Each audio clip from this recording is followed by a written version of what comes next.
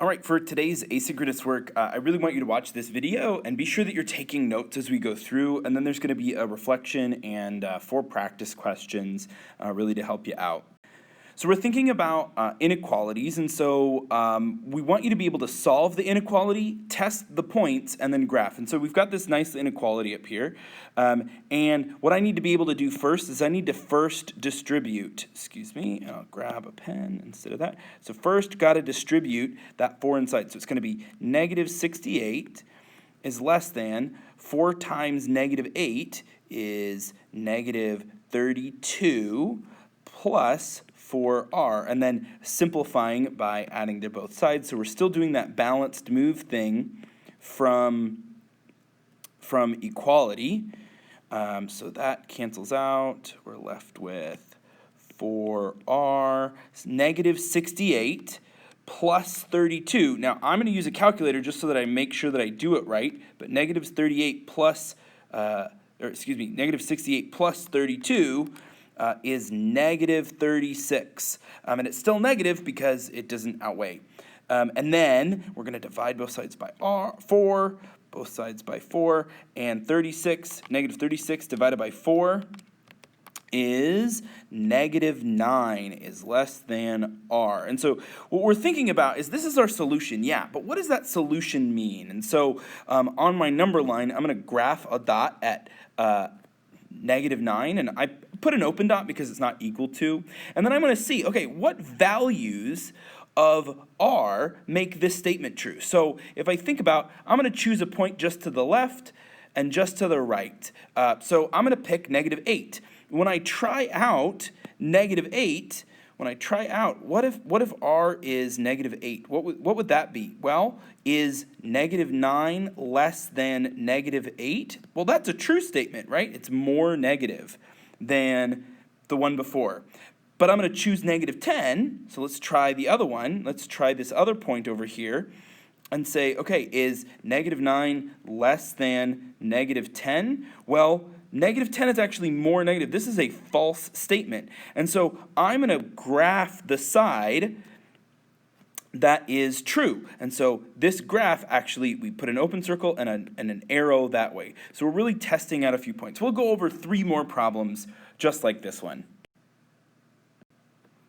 All right, so we're going to do this other one, and in this is, well, there's a lot of 8s in here. I wasn't expecting that. All right, so I'm going to just copy it down just so that we have it somewhere else. So negative 8 is greater than or equal to negative 8 plus r over 8. And we need to add the 8 to both sides, so plus 8 on both sides. So this is where students sometimes get messed up, is that negative 8 plus 8 is 0. 0 is a number, and we got to keep it around because we got to keep that symbol. So that cancels that, and then we're left with r divided by 8. Well, r divided by 8, to undo division, we multiply. So we're going to multiply by 8, and 0 times 8 is 0, is greater than or equal to, the 8's cancel out, so we're just left with r. So this is our solution. And because it's equal, we're going to fill it in. So I'm going to put a big circle on 0, and I'm going to fill it in because it's greater than or equal to, so it gets filled in. And then I'm going to pick a point, 1 on each side. So I'm going to pick negative 1, and I'm going to pick positive 1. And we're going to test both of those points out in there. So I'm going to test both of those points. So we got 0 is greater than or equal to, let's do 1. We'll do our 1. Is that a true statement? Is 0 greater than or equal to 1? That is actually false. So let's try our other point. Is 0 greater than, got to change the color. So is 0 greater than or equal to negative 1?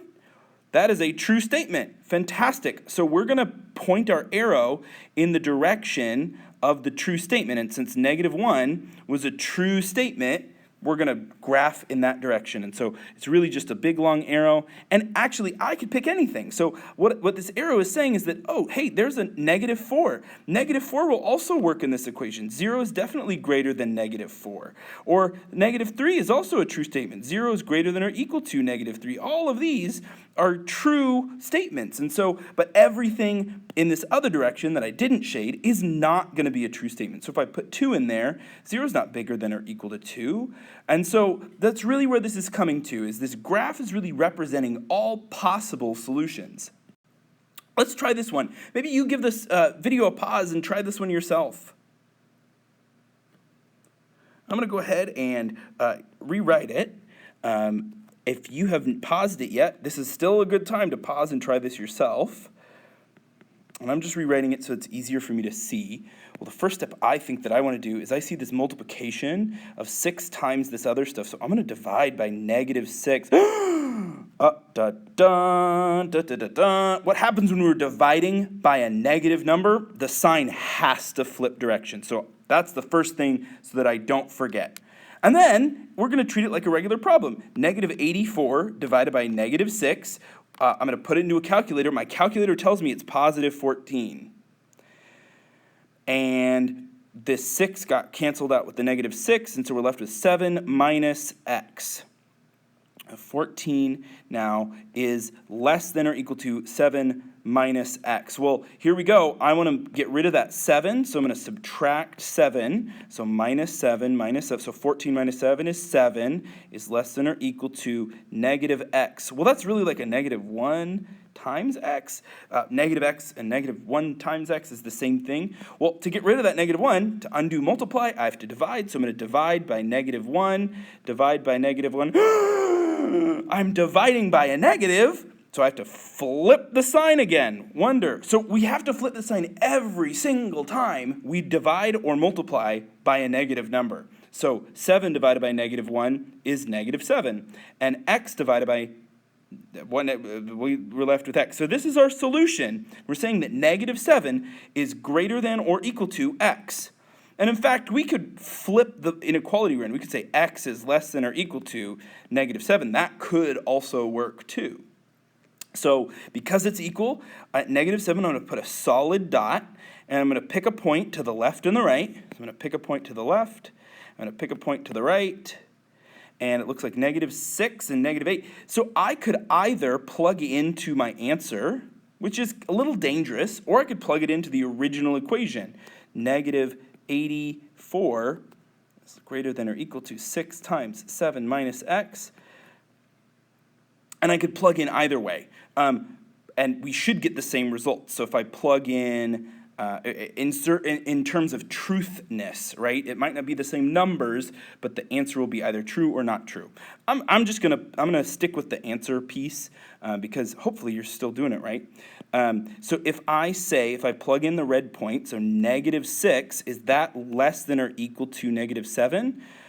Which one is more negative? Yes, 7's a bigger number, but 7 is actually less than -6. So on a number line, 7 is a smaller number. So this is a not true statement. This statement is false. This is a not true statement. This is bad. Ooh, gosh, what happened there?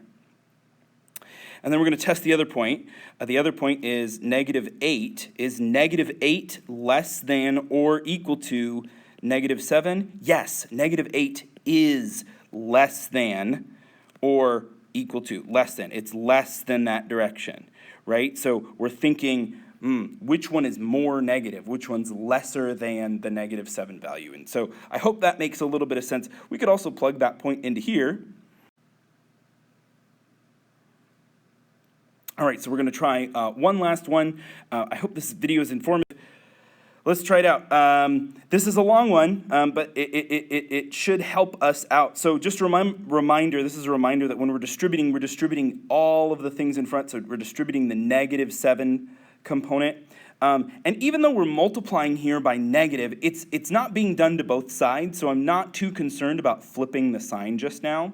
So I'm going to rewrite this. We've got 3n, and then -7 times 8 is -56, so -56n, and then -7 times -1, double negative makes a +7, is less than or equal to -258.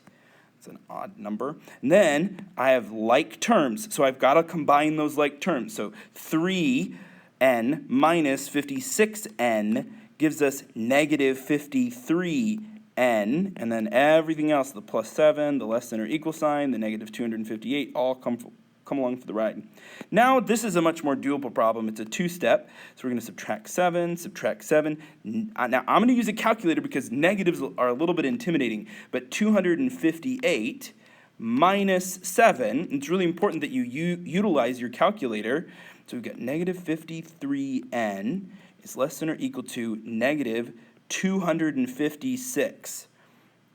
Well, now I'm going to do that grand last step of dividing by negative 53, divide by negative 53, and remember, because we're dividing by a negative number, the sign must flip directions. So this ends up being n, and I'm going to utilize the calculator again. Negative 256 divided by negative 53 is 5, which is actually quite a nice number, 5. That looks like a J rather than a 5. Okay, so 5. All right. So now we're going to put a dot on 5, and it's going to be filled in because it could be equal, and then we're going to pick 2 points. We're going to pick a point to the left, so 4, a point to the right, which is 6, and we're going to test that point. So in here, is 6 greater than or equal to 5?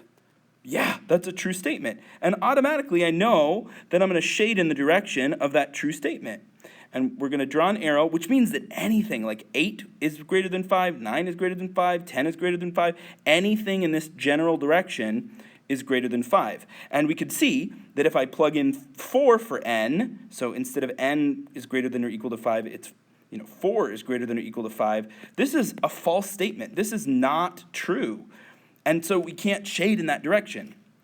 All right, thanks for watching this video. I hope the testing of the values component of this made a lot of sense. We're going to pick values and we're going to test them throughout this course, and I want you to be really, really strong at that idea.